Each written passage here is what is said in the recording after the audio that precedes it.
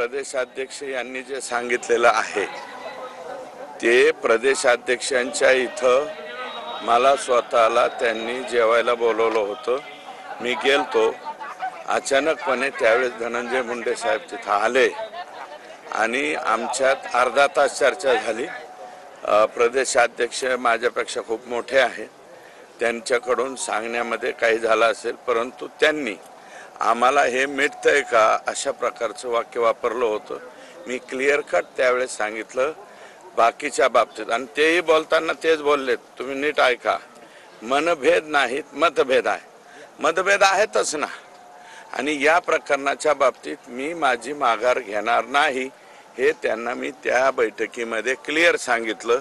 ही बाब जी आहे ती 15-20 दिवसापूर्वीची आहे, आणि मी जे परवा भेटायला गेलो त्यांना, हे बघा, एखाद्या माणसाला रात्रीच्याला कुठेतरी म्हणजे हॉस्पिटलमध्ये ॲडमिट केलंय आणि पुन्हा माघारी आणलंय म्हणल्याच्या नंतर आपली संस्कृती आहे, त्या संस्कृतीप्रमाणे मी त्यांना भेटायला भेटलो। याच्या व्यतिरिक्त आमच्यामध्ये कुठलीही चर्चा नाही।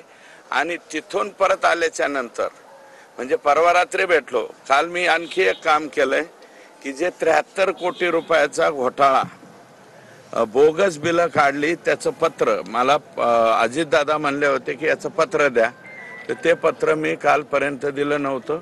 काल दुपारी ते 3 वाजता त्यांच्या हातात पत्र पडलं, मी नव्हतो गेलो, माझा एक सहकारी मी दादांकडे पाठवला तर ते दिलं। आणि काल मी स्वतः कृषी कार्यालयात गेलो होतो, कृषी आयुक्त साखर आयुक्ताच्या कार्यालयात, रफिक नाईकवाडी म्हणून तिथं हे आहे, त्यांच्याकडून कृषी विभागामध्ये जो घोटाळा झालेला आहे त्याचं 4,500 पानाचा कागदपत्र मी काल घेतली। मग जर आमच्यात वेगळं काय असतं तर मी कशाला कागदपत्र घेतली असती। आणि माझं म्हणणं असं आहे की बाबा ह्याच्यामध्ये कुठेही गैरसमज हे करू नका।